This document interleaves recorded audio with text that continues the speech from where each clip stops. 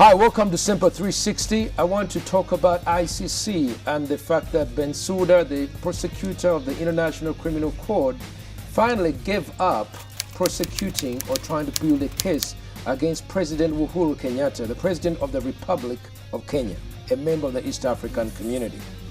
I was very relieved, and in fact, we saw the President of Kenya driving out of the State House by himself, quite happy. We're asking questions today. What happened? Does Bensouda and the entire ICC owe Kenya and Africa a major apology for taking and dragging us through many years of unnecessary litigation, defamation, and putting a cloud of suspicion over His Excellency President Uhuru Kenyatta? Or was it the failure of due process? Was it the intimidation? Or was it the bullying of state witnesses or witnesses that had been called in? We want to ask these questions. Should we go forward with ICC in light of this, or should we pull out of the ICC? Is it a tool of colonial subjugation, or is it an instrument of justice that had good ambitions but has been taken over by the interests of the colonial masters who pay for its bill? I'm discussing this in a Pan-African sense, and we want to find out also the post-election violence in Kenya, 2007-2008. Was it an unnecessary accompaniment of multi-partism? And should we look that the trail of bloodshed and violence that accompany wherever you have multi-partism, should we revisit the question, are multi-parties relevant to the African expression of democracy, or does our own country socio-economic setup require maybe a hybrid or a different form of democracy, maybe something similar to what we see maybe in China or Libya or other countries? We want to discuss this from a Pan-African view, and I'm talking to two people. First of all, my good friend Andrew Irumba Katushabe.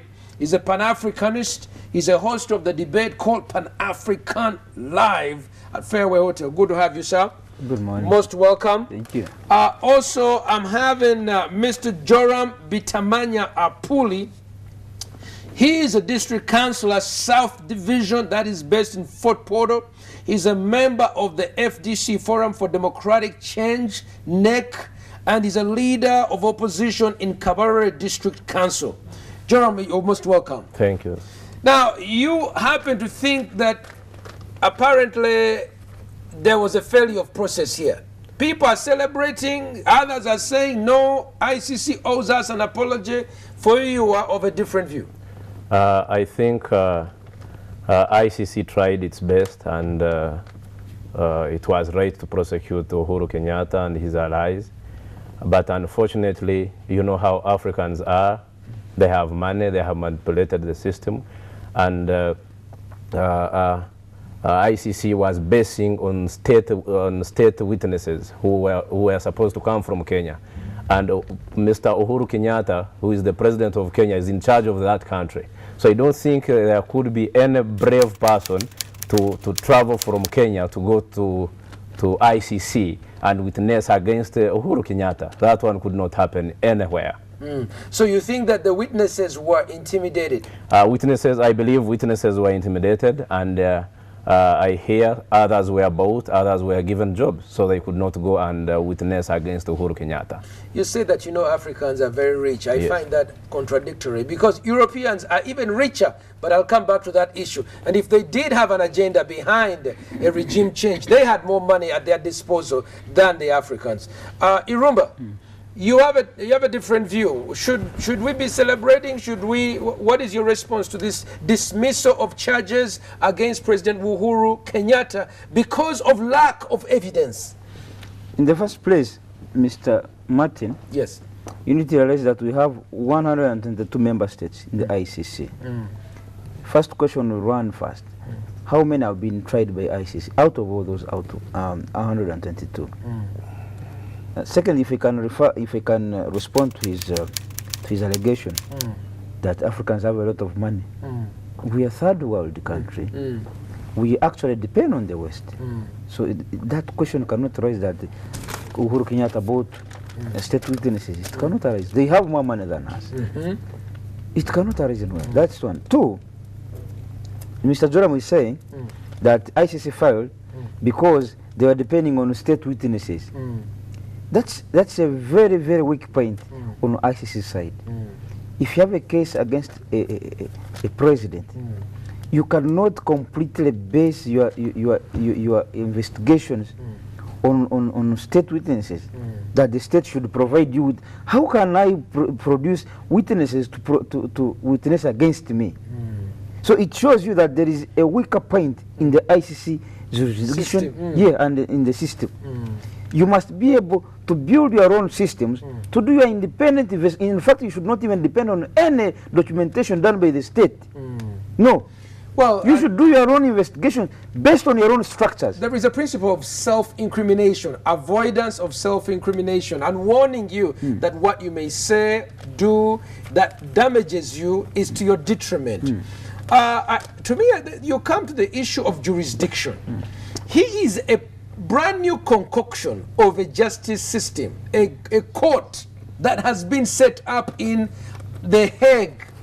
It's been mooted for a while, since 70s, but with the Rome Statute coming in, I think early 1980s. They actually, this whole statute started in 2002, 1st July. That's when the ICC began. 2002, 1st July. It's about how many years now? About 14 years. Yes. They have indicted about 36 leaders. About 36 leaders, including Joseph Kony, Omar el-Bashir, Uhuru Kenyatta, Gaddafi, Laurent Gbagbo, you know. And right now there is this rebel from Congo who presented himself there. He's called who? I'm forgetting that name. Lubanga. Lubanga. You realize that their biggest interest is in Africa. That is suspicious. Yes. Suspiciously. Yes. Their biggest interest is in Africa. That's why they are ready to go head on to Libya's Muammar Gaddafi. That's why they are very, very, they are salivating to go for the throat of Liberia's president. They are salivating to go for the throat of Iraq's president, Saddam Hussein.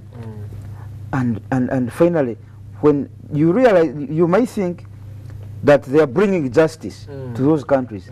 Has justice prevailed in those countries? No. In fact, we see greater destruction. Greater destruction. Mr. Bush. Yeah. If ICC was really serious, that they want to deal with crimes against humanity and so on, Bush should be inside. For what? You remember that I happen to like Bush myself. But he said that there was weapons of mass destruction in Iraq. They said go and get them. Did he find any? That may be subject to an investigation. The question, however, there is more destruction in Libya. They did the investigations. Don't say that they did the investigation and resolved that they are. When they allowed them to go in, did they find any? When they did not find any, did they pay for their mistakes? There is more information now that actually they may have been weapons of mass destruction. They may.